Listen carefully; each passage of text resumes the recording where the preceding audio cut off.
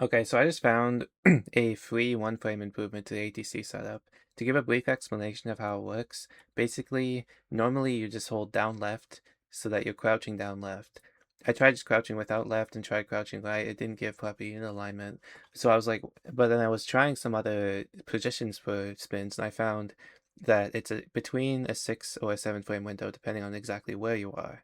So I was like, okay, that's interesting. I wonder if we can find a unit manipulation for it. And I immediately went to ground pounds. So here's what I found. So if you look here, it doesn't matter when you jump. You have a huge window to jump. You can jump like 100 frames probably. And then here's like the baseline. You try and ground pound at the peak, and then you hold left during it. And if you're holding down left, you'll just go into the crouch animation. So there you go. Now you're in the crouch animation. So basically what this does is it puts you at a different pos X compared to just holding down left. And this position is particularly nice because you actually get one more frame to spin for ATC. So I can show you basically. Uh, so here is the baseline setup. So basically you just want to ground pound at the apex, hold left, and you're in the crouch animation. And then here in this position, you will have 7 frames to spin. Here's just kind of a baseline. This is the earliest frame you can spin.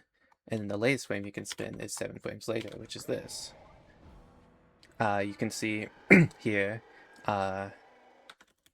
spun like really late, 7 frames later. And this one still works, as you can see up there. Still creates the gap. So just as reference in this video, I'm just going to show that here's the earliest ground pound you can do. So very early, right before the peak. And this still works. Like the first frame to spin is this one, right there, and then the last frame to spin is this one. And something to keep in mind here is that the spin windows will not change. So you can just incorporate this and still use your same visual cues you've always used.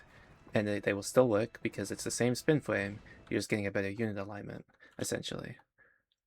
A better unit position overall. And that just gives you an extra frame in order to do the spin. Which is a big deal because the spin is so... It's pretty consistent, but sometimes your Wiimote can just like absolutely screw you, so... Yeah, I'm just gonna show the rest of these real quick. That's about it though. Yeah.